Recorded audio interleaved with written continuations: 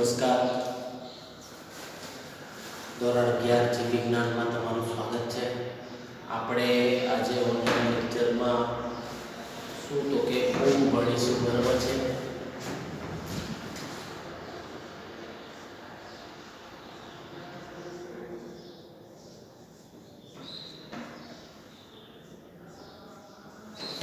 ફૂગ સૃષ્ટિ વિશે આપણે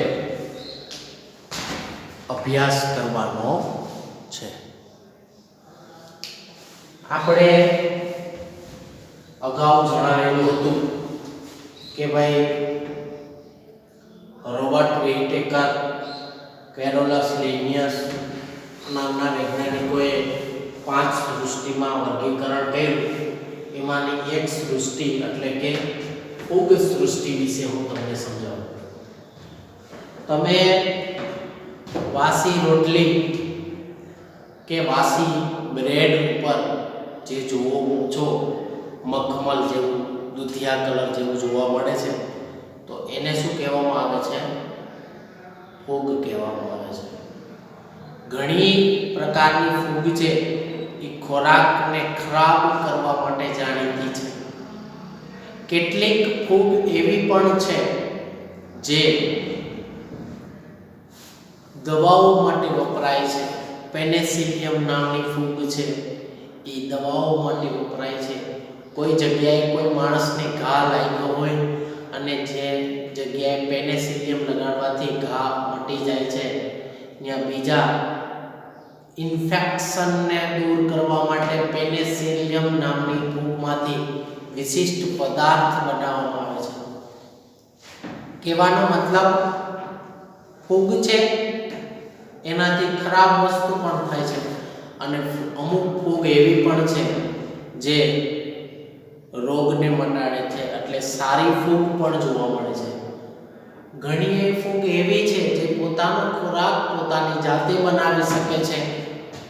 ઘણી પ્રકારની ફૂગ પોતાનો ખોરાક પોતાની જાતે બનાવી શકતી નથી. અમુક ફૂગ તો વનસ્પતિ સાથે સહજીવન ગાળે છે. સહજીવન શબ્દ તમે આગલા ધોરણોમાં ભણી ગયા છો, બરાબર? સહજીવન એટલે શું ભાઈ? સહજીવન એટલે બંને સજીવને ફાયદા થતા હોય, બરાબર? બગલો અને ભેંસ આનું ઉદાહરણ છે. તમે આગલા ધોરણોમાં ભણી ગયા. એમાં શું થતું હતું તો કે બગલાને ભેંસના શરીર પરથી, બરાબર, એ લાગતો નથી, હું તમને એમનો કહી દઉં. બગલાને ભેંસના શરીર ઉપરથી ઈતરડી મળી જાય, એટલે બગલાને ખોરાક મળી ગયો અને ભેંસને શું મળે તો કે ભેંસને ઈતરડીથી છુટકારો મળે. સમજાણું? એટલે બેયને ફાયદો થયો, કોઈને નુકસાન નથી, એટલે એને સહજીવન કહેવાય. તો ફૂગ સૃષ્ટિની કેટલીક જાતિઓ એવી છે જે વનસ્પતિ સાથે સહજીવન ગાળે છે. લાઇકેન પ્રકારની ફૂગ છે ને, બરાબર? ફૂગ છે એ મૃતોપજીવી પણ હોઈ શકે છે, એટલે કે સડેલા, વાસી, મરેલા ખોરાક ઉપરથી પોષણ મેળવે છે. ફૂગ છે એ પરોપજીવી પણ છે, એટલે કે બીજા ઉપર આધાર રાખી અને પોતાનું જીવન ગુજારે એવી પણ છે. અને ફૂગ છે એ આપણે કીધું એમ કે સહજીવી તરીકે પણ પોતાનું જીવન ગુજારે છે. અલગ અલગ પ્રકારની ફૂગ આપેલી છે. એમાં હું તમને આજે પહેલો પ્રકાર ફાઇકોમાઇસેટિસ સમજાવું છું, બરાબર?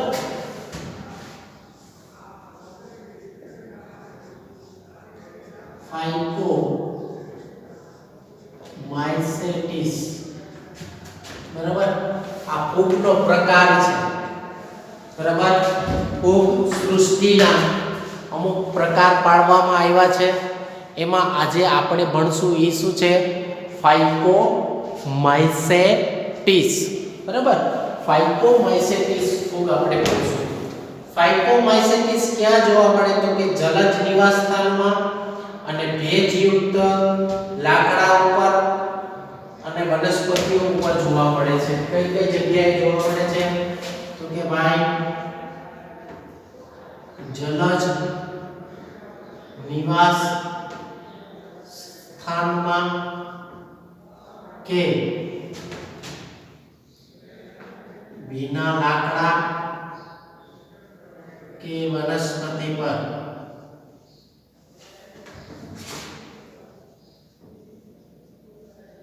પોતાનું જીવન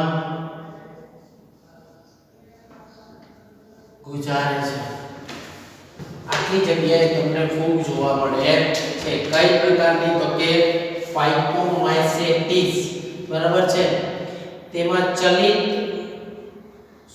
બીજાણુ કે અચલ બીજાણુ દ્વારા લિંગી પ્રજનન કરે છે. બે પ્રકારના બીજાણુ જોવા મળે છે. એમાં ચલ બીજાણુ કે અચલ બીજાણુ દ્વારા લિંગી પ્રજનન કરે છે. ચલ બીજાણુ કેને કહેવાય ખબર છે? જે બીજાણુ પોતાની જાતે ચાલી શકવા માટે કસા ધરાવતા હોય. કસા શું છે મેં તમને સમજાવી દીધું છે આગલા લેક્ચરમાં. અચલ બીજાણુ હોય એ પોતાની રીતે ચાલી શકતા નથી, પણ એ એક જગ્યાએથી બીજી જગ્યાએ જવા માટે પાણી, પવન કે અન્ય સજીવોનો સહારો લે છે. એને અચલ બીજાણુ કહેવાય. એટલે ફાઇકોમાઇસેટિસ પ્રકારની જે ફૂગ છે ઈ ચલ બીજાણુ અને અચલ બીજાણુ દ્વારા શું કરે છે? લિંગી પ્રજનન કરે છે. આ સિવાય એનાથી આગળ વાત કરીએ તો મ્યુકર, રાઇઝોપસ, આલ્બ્યુકો, બરાબર છે. એ આના ઉદાહરણ છે ફાઇકોમાઇસેટિસના. ક્યાં ક્યાં? મ્યુકર,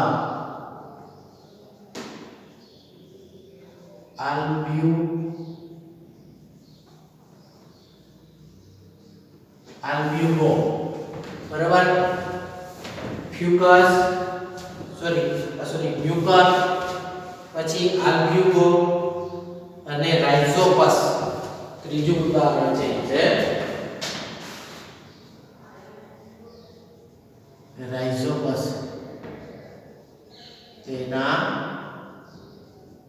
ઉદાહરણ છે, બરાબર છે. એટલે ફાઇકોમાઇસેટિસ પ્રકારની જે ફૂગ છે એમાં કયા સજીવનો સમાવેશ થાય છે? મ્યુકર, આલ્બ્યુકો અને રાઇઝોપસ, બરાબર છે. એના પછી બીજી ફૂગ આપી છે આસ્કોમાઇસેટિસ. પેલી છે ફાઇકોમાઇસેટિસ, બીજો પ્રકાર છે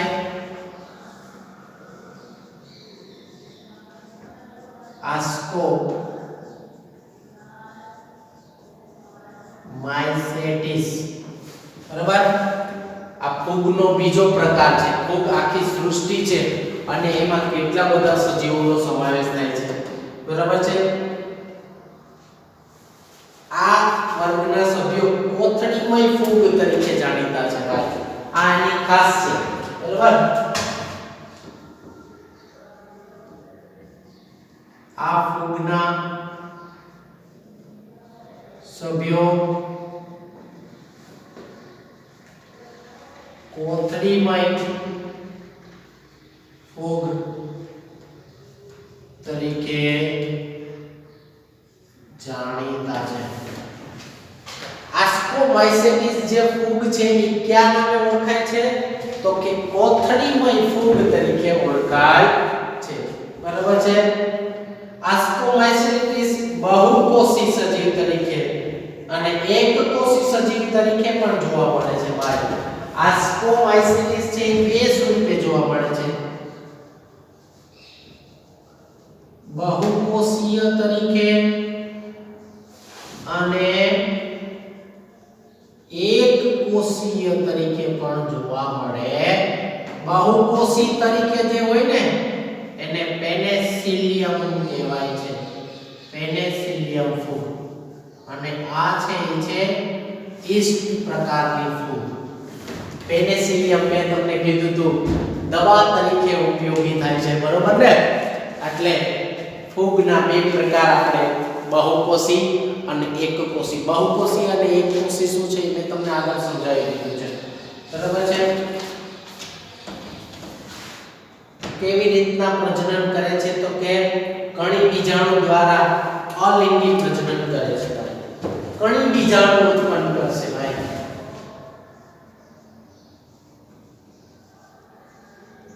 કણી બીજાણુ દ્વારા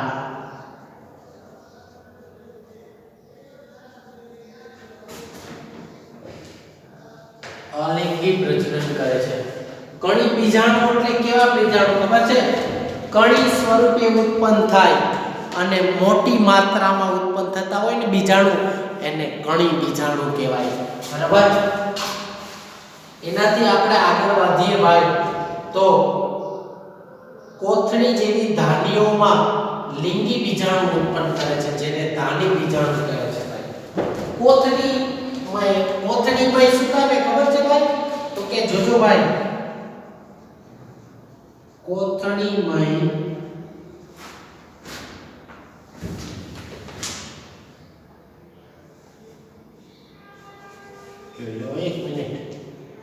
કોથળી જેવી રચનામાં લિંગી બીજાણુ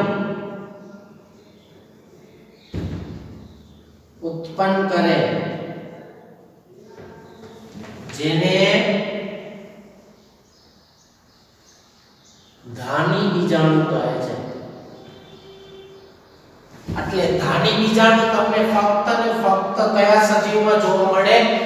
આસ્કોમાઇસેટિસ ફૂગમાં તમને શું જોવા મળશે? કે આસ્કોમાઇસેટિસ ફૂગ છે એમાં તમને ધાની બીજાણુ જોવા મળશે, બરાબર છે? આ ફૂગનો ત્રીજો પ્રકાર બેસિડિયોમાઇસેટિસ.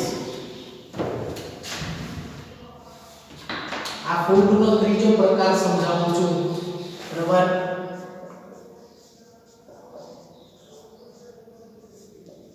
બેસિડિયોમાઇસેટિસ ત્રીજો પ્રકાર છે આ ફૂગનો.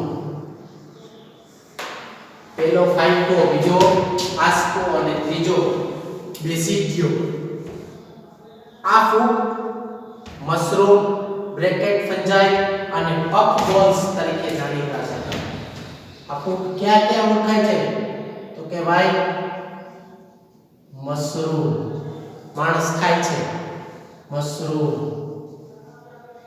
બ્રેકેટ ફંજાઈ, બરાબર, અને પફ બોલ્સ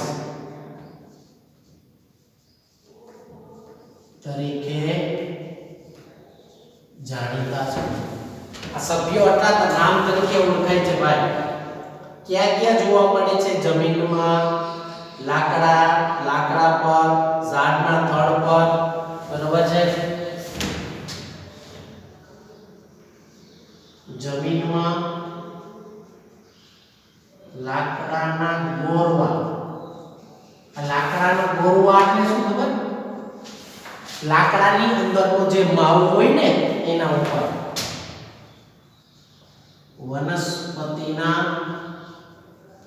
થડ પર પરોપજીવી તરીકે આ સજીવ છે એ પોતાનો જીવન ગુજારે છે, બરાબર છે?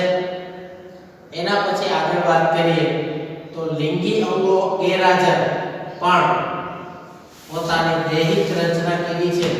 તો કે કણી બીજાણુ દ્વારા એ શું કરશે? તો કે પ્રકણી ધાની કાયો ઉત્પન્ન કરે છે. લિંગી અંગ ગેરહાજર છે ભાઈ. લિંગી અંગો ગેરહાજર. લિંગી અંગો ગેરહાજર પણ શું કરે છે ખબર છે? એ પોતાના શરીર ઉપર પ્રકણી ધાનીઓ ઉત્પન્ન કરે. કણી બીજાણુ જેવી છે પણ એને પ્રકણી ધાની કહેવામાં આવે છે. થોડા કોનાથી પ્રાથમિક પ્રકારના એટલે એને પ્રકણિધાનીઓ કીધી છે, બરાબર છે. ખાલી એટલું જ છે, બરાબર છે. એના ઉદાહરણ તરીકે શું આવે છે? એગેરેક્સ, યુસ્ટિગાલો. ક્યાં ક્યાં ઉદાહરણ આવે છે? એગેરેક્સ, યુસ્ટિગાલો, બરાબર છે. આ નામ ખાસ યાદ રાખજો ભાઈ, બરાબર છે. પિક્સનિયા,